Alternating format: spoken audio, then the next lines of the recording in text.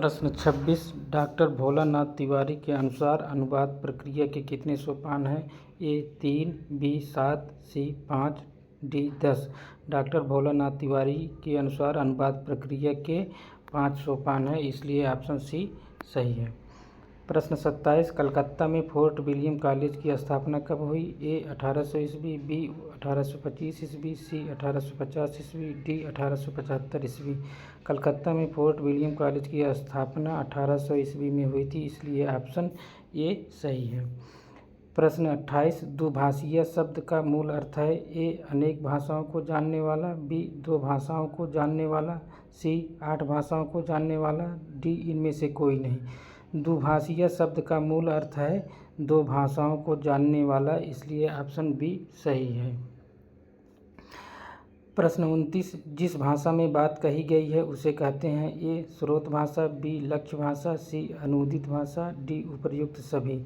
जिस भाषा में बात कही गई है उसे स्रोत भाषा कहते हैं, इसलिए ऑप्शन ए सही है। प्रश्न 30 अनुवाद की सबसे पहली शर्त है? ए कम से कम 4 भाषा का ज्ञान, बी कम से कम 3 भाषा का ज्ञान, सी कम से कम 2 भाषा का ज्ञान, डी कम से कम 1 भाषा का ज्ञान। अनुवाद की सबसे पहली शर्त है कम से कम 2 भाषा का ज्ञान, इसलिए ऑप्शन सी सही है।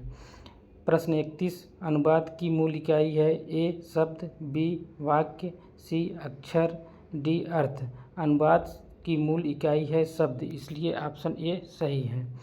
प्रश्न 32 जिस भाषा में अनुवाद करते हैं उसे कहते हैं? ए लक्ष्य भाषा, बी स्रोत भाषा, सी दोनों ए और बी, डी इनमें से कोई नहीं। जिस भाषा में अनुवाद करते हैं उसे कहते हैं लक्ष्य भाषा, इसलिए ऑप्शन ए सही है। प्रश्न 33 अंग्रेजी के सेक्शन अप्रूवल, परमिशन, इश्यू का क्रमशः हिंदी अर्थ है?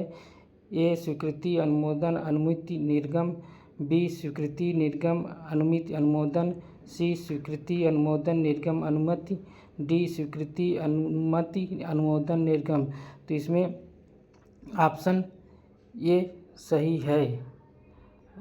सेक्शन का अर्थ स्वीकृति, अप्रूवल का अनुमोदन, परमिशन का अनुमति, इश्यू का निर्गम होता है, इसलिए ऑप्शन ए सही है। धन्यवाद।